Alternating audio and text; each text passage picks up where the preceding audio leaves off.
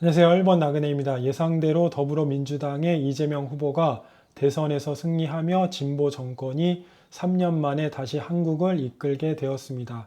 여기서 흥미로운 건 이 당선 소식에 일본 언론이 민감하게 반응하고 있다는 점인데요. 니혼 케이자이 신문에 지면 3개의 관련 기사가 게재가 되었는데, 오늘은 이 기사를 여러분들에게 공유해드리고 함께 이야기해보는 시간을 가져보도록 하겠습니다.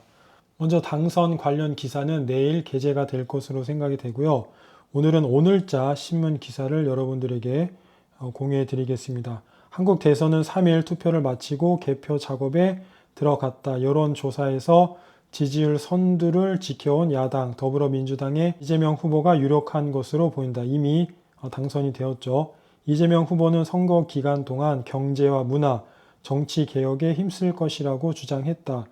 침체된 경제를 살리고 고용 창출 등 과제에 대응하겠다고 강조했다. 외교에 대해서는 역사나 영토 문제 등에서 타국과의 현안을 지속하면서도 국익을 최우선시하는 실용주의를 내세우며 어떤 나라와도 우호적인 관계를 지향한다고 밝혔다. 라고 되어 있고요. 다음은 외교 관련 기사인데요. 한국 대선 결과는 동북아시아의 안보 환경에 큰 영향을 미친다. 우세를 보이는 이재명 후보는 현 정부와 마찬가지로 북한과의 화해 노선을 상징하는 인물이다. 문재인 전 대통령은 김정은과의 대화를 통해 평화와 공존의 길을 모색해야 한다고 발언한 바 있다. 이러한 사고 방식의 차이에는 역사적 배경이 얽혀 있다. 진보계는 한국의 정체성에 대해 일제강점기였던 1919년 상하이에서 설립된 임시정부를 한국의 시작으로 본다. 문 전 대통령은 회고록에서 독립운동가가 세운 대한민국이 진정한 출발점이라고 주장했다. 반면 보수계는 일본의 패전 후 한반도 남쪽에 정부를 세운 이승만 정권을 국가의 기원으로 간주한다. 이 때문에 진보계는 일본과 미국의 협력이 역사적 짐이라고 여기며 한반도 평화 통일을 지향한다. 과거 김대중 정부는 일본의 오부치 게이조 수상과 회담을 거듭하며 남북 화해와 이란 관계를 병행해온 사례도 있다. 하지만 북한이 미일, 한일의 연대를 경계하고 비난 성명을 자주 발표하면서 안보 협력이 쉽지 않은 현실이다. 북한의 군사 활동 억제를 위한 미일, 한 3국의 공조가 실현에 직면하고 있다. 이재명 후보가 당선될 경우 3국 중 2국에서 정권 교체가 일어나게 되어 3국 관계에 변화가 생길 수도 있다.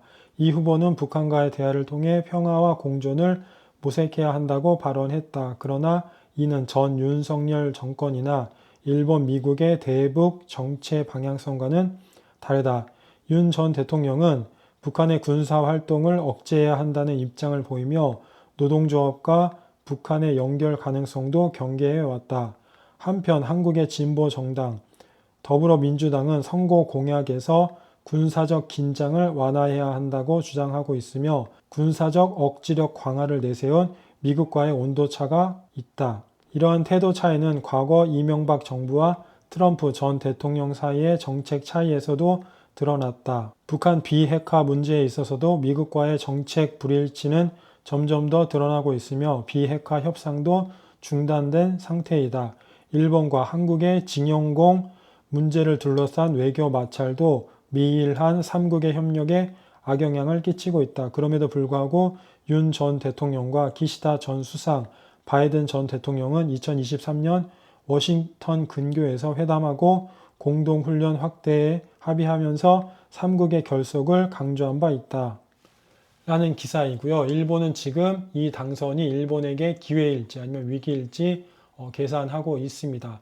과연 이재명 정부는 일본과 어떤 관계를 만들어 가게 될까요? 여러분들의 생각과 의견을 댓글로 공유해 주시면 감사하겠고요. 이번 영상은 여기까지입니다. 이번 영상도 시청해 주셔서 감사합니다.